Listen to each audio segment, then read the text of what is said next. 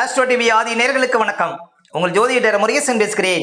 இன்றைய பதிவில் மிதுன ராசிக்காரர்களுக்கு இந்த ஜூலை மாதத்தில் என்னென்ன பலன்கள் நடக்க இருக்கிறது என இன்றைய பதிவில் நாம் பார்க்க இருக்கிறோம்.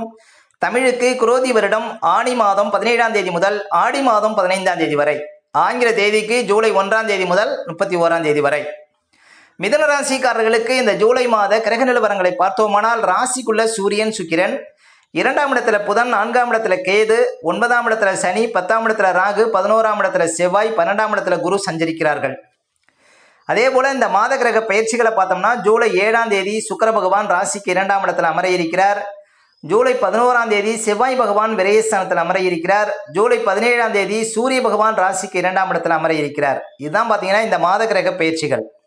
அடுத்த மிதுன ராசிக்காரர்களுக்கு இந்த ஜூலை மாதத்தில் என்னென்ன பலன்கள் நடக்க இருக்கிறது என்பதை பற்றி தான் இன்றைய பதிவில் நாம் பார்க்க இருக்கிறோம். மிதுன ராசிக்காரர்களுக்கு இந்த மாதம் பார்த்தீங்கன்னா உங்கள் ராசிக்கு அதிபதினு சொல்லக்கூடிய புதன் பகவான் ராசிக்கு 2ஆம் இடத்துல சஞ்சாரம் செய்கிறார். மிதுன ராசிக்காரர்களுக்கு புதன் ராசிக்கு அதிபதியாகவும் 4ஆம் அதிபதியாகவும் வரக்கூடியவர். என்ன சொல்ல போனால் புதன் பகவான் ஒரு ராசியில் கிட்டத்தட்ட ஒரு 20 நாள் 30 நாள் இதான் இருப்பார். ஆனால் இந்த மாதம் பார்த்தீங்கன்னா ஜூலை ஆகஸ்ட் 2 மாதங்கள் ராசிக்கு 2ஆம் இடத்துல புதன் சஞ்சாரம் செய்கிறார். அப்போ பாருங்கள், புதன் 2ஆம் இடத்துல இருப்பது சிறப்புங்க. பணம் சார்ந்த விஷயத்தில் அதிர்ஷ்டங்கள் ஏற்படும், வராத பணம் எல்லாம் வந்து சேரும். பாருங்கள், பணம் சரளமாக புழங்கும் மிதுன ராசிக்காரர்களுக்கு இந்த மாதம் முழுவதும். ஆனால் இன்னொரு விஷயம்னா, கோச்சாரத்தில் புதனுக்கு 2ஆம் இடம் சிறப்பு இல்லைங்கிறதுனால அடுத்தவங்கள்ட்ட பணம் கொடுக்குற விஷயத்தில் மட்டும் கவனமாக இருக்கணும். அறிமுகம் இல்லாத நபர்கள் நம்பி பணம் கொடுக்கக்கூடாதுங்க. அதே போல் யாருக்கும் முன்பணம் கொடுக்கக்கூடாதுங்க மிதுனராசிக்காரர்கள் இந்த மாதம். அதே போல் ஜாயிண்ட் போடுறது, அடுத்தவங்களுக்கு பணம் வாங்கி கொடுக்கறது, இதெல்லாம் தவிர்க்கணும் மிதுனராசிக்காரர்கள் இந்த மாதம். அதே போல் 4ஆம் அதிபதி அப்படின்னு சொல்லக்கூடியவர் புதன் பகவான் அந்த வீட்டுக்கு லாபஸ்தானம் அப்படின்னு சொல்லக்கூடிய 2ஆம் இடத்துல இருப்பதனால வண்டி வாகனம் வச்சு தொழில் பண்ணுறவங்களுக்கு அதிர்ஷ்டங்கள் ஏற்படும், பண்ணை தொழில் செய்யக்கூடியவங்களுக்கு அதிர்ஷ்டங்கள் ஏற்படும். ஒரு சிலர் புதுசாக ஏதாவது தொழில் தொடங்கக்கூடிய வாய்ப்புகளை கொடுக்கும். ஏன் அப்படின்னா, வியாபாரம் முதலீடு அப்படின்னு சொல்லக்கூடிய ஸ்தானாதிபதி புதன் அந்த வீட்டுக்கு லாபஸ்தானம் அப்படின்னு சொல்லக்கூடிய 2ஆம் இடத்துல சஞ்சாரம் செய்கிறார். இது சிறப்புங்க.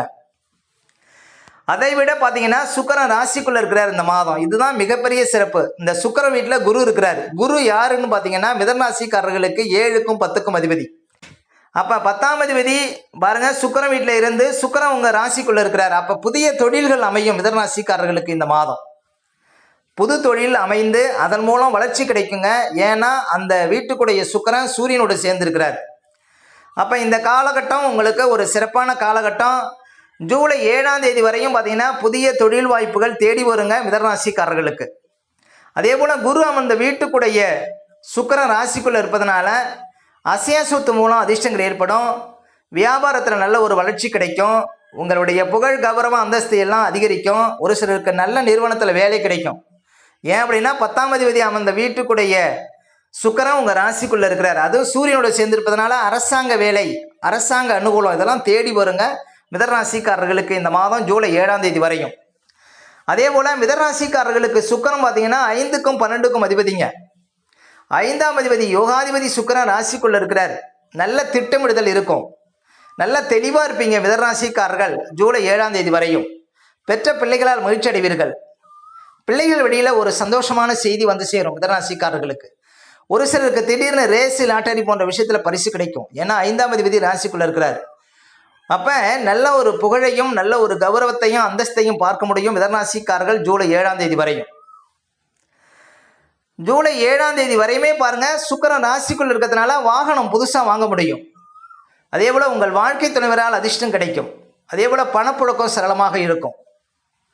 ஜூலை 7ஆம் தேதிக்கு பிறகு சுக்கிரன் ராசிக்கு 2ஆம் இடத்துல அமர இருக்கிறார். உங்கள் ராசிக்கு அதிபதியோடு சுக்கிரன் இணைகிறார். இதுதான் சிறப்புங்க. ராசிக்கு அதிபதியோட சுக்கிரன் இணைவதும் பார்த்தீங்கன்னா பணப்புழக்கத்தை கொடுக்கும். அப்போ ஜூலை 7ஆம் தேதிக்கு பிறகு தான் மிதுன ராசிக்காரர்களுக்கு மிகச்சிறந்த ஒரு அதிர்ஷ்டங்கிறது தேடி வருங்க. ஏன் அப்படின்னா உங்கள் ராசிக்கு அதிபதியோட பாருங்க யோகாதிபதி சுக்கிரன் சேர்க்கை பெறுகிறார். அப்போ வாகனம் வச்சு தொழில் பண்ணுறவங்களுக்கு அதிர்ஷ்டங்கள் ஏற்படும் ஜூலை 7ஆம் தேதிக்கு பிறகு. அதே போல் பணம் சார்ந்தல், அதாவது பணம் கொடுக்கல் வாங்கல் தொழில் செய்யக்கூடியவங்களுக்கு அதிர்ஷ்டங்கள் ஏற்படும்.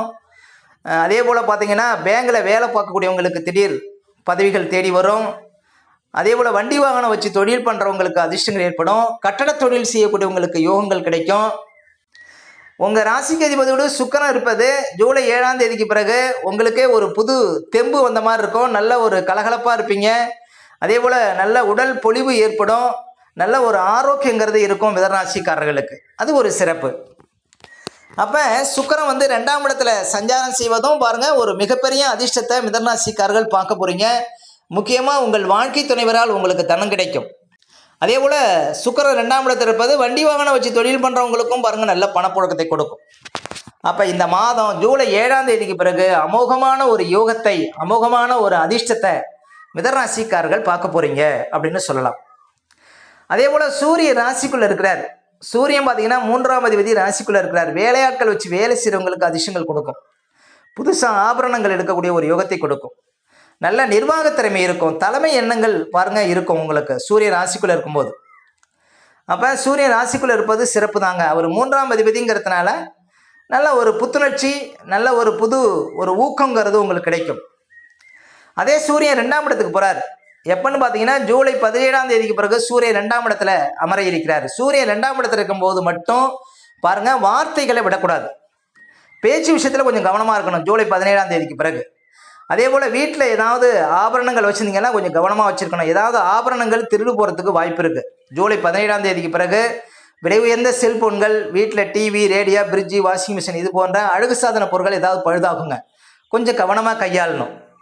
அதே போல் ஜூலை 17ஆம் தேதிக்கு பிறகு மனசில் கொஞ்சம் தைரியம் குறையிற மாதிரி தெரியும். மற்றபடி பார்த்திங்கன்னா தைரியத்தை விடாமல் இருங்க, வாழ்க்கையில் வெல்ல முடியும். அதே போல் பாருங்கள் உங்களுக்கு செவ்வாய் லாபஸ்தானத்தில் இருக்கிறார். இந்த மாதம் ஜூலை மாதம் 11ஆம் தேதி வரையும் செவ்வாய் பூமிக்காரர்கள் லாபஸ்தானத்தில் இருக்கிறார். அது பூமி சம்மந்தப்பட்ட அதிர்ஷ்டங்களை கொடுக்கும். ரியல் எஸ்டேட் சார்ந்த துறையில் இப்போ உங்களுக்கு அதிர்ஷ்டங்கள் ஏற்படும். கனரக இயந்திரங்கள் வச்சு தொழில் பண்ணுறவங்களுக்கு அதிர்ஷ்டங்கள் ஏற்படும். எலக்ட்ரிக்கல், சிவில் சார்ந்த துறையில் இப்போ உங்களுக்கு நல்ல அதிர்ஷ்டங்கள் ஏற்படும். அதே போல் பாதுகாப்பு சார்ந்த துறை, போலீஸு, இராணுவம் போன்ற துறையில் இப்போ உங்களுக்கும் நல்ல ஒரு முன்னேற்றம் இருக்கும். செவ்வாய் லாபஸ்தானத்தில் இருப்பது அது அவர் பூமிக்காரங்கிறதுனால ஒரு சிலர் பார்த்திங்கன்னா புதுசாக ஏதாவது இடம் வாங்கக்கூடிய யோகத்தெல்லாம் கொடுக்கும். அப்போ பூமி சம்மந்தமாக செலவுகள் வந்து தாராளமாக செய்யலாங்க. ஜூலை 11ஆம் தேதிக்கு பிறகு மிதுன ராசிக்காரர்கள் சொத்து வகையில் ஏதாவது முதலீடு செய்யலாம். அதெல்லாம் சிறப்பு. இளைய சகோதரர்கள் இருந்தாங்கன்னா அவங்களுக்கு திடீர் சுபகாரியங்கள் நடப்பதற்கு வாய்ப்பு இருக்குது. அதே ஒரு லாபாதிபதிங்கிறதுனால திடீர் லாபங்கள் ஏற்படும் அப்படின்னு சொல்ல முடியும். அதே போல் வெளிநாடு செல்லக்கூடியவர்களுக்கு நல்ல ஒரு அதிர்ஷ்டங்கள் ஏற்படும். வெளிநாட்டில் நல்ல ஒரு கம்பெனி, நல்ல ஒரு நிறுவனத்தில் இந்த காலகட்டத்தில் போகக்கூடியவங்களுக்கு ஒரு நல்ல ஒரு முன்னேற்றம் ஏற்படும் அப்படின்னு சொல்லலாம். அதனால் மிதுன ராசிக்காரர்களுக்கு பாருங்கள் செவ்வாய் லாபஸ்தானத்தில் இருக்கிறார். அடுத்தது விரயஸ்தானத்துக்கு வருவதும் சிறப்பு. அதே போல் மிதுன ராசிக்காரர்களுக்கு இந்த மாதம் முழுவதும் புதன் 2ஆம் இடத்துல சஞ்சாரம் செய்கிறாருங்க. புதன் பார்த்தீங்கன்னா வாக்குஸ்தானம், குடும்பஸ்தானம், தனஸ்தானம் என்று சொல்லக்கூடிய 2ஆம் இடத்துல சஞ்சாரம் செய்கிறார். நல்ல பணப்புழக்கம், குடும்ப விஷயத்தில் முன்னேற்றம், நல்ல பேச்சாற்றல் இதெல்லாம் இருக்கும். இந்த கொடுக்கல் வாங்கல் விஷயம், பணம் சார்ந்த விஷயத்தில் மட்டும் கவனமாக இருக்கணும் இந்த மாதம் மிதுன ராசிக்காரர்கள். ஓகே, இந்த வீடியோ பிடிச்சிருந்தா ஒரு லைக் கொடுங்க. உங்கள் கருத்துக்களையும் கீழே கமெண்ட்ஸில் பதிவிடுங்க. நம்ம பல வீடியோ கொடுக்க இருக்கிறோம். நம்ம சேனலை சப்ஸ்கிரைப் பண்ணுங்கள். பக்கத்தில் வரும் பெல் பட்டனையும் கிளிக் பண்ணால். நன்றி, வணக்கம்.